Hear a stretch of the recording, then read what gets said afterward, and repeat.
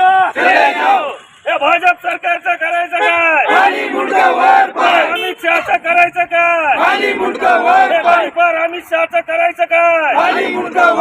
गडीपार अमित शहाचं करायचं काय? राज्यघटनेचे शिल्प केंद्रीय मंत्री अमित शहा यांच्या वक्तव्याचा शिवसेना ठाकरे गटाच्या वतीने करण्यात आला निषेध.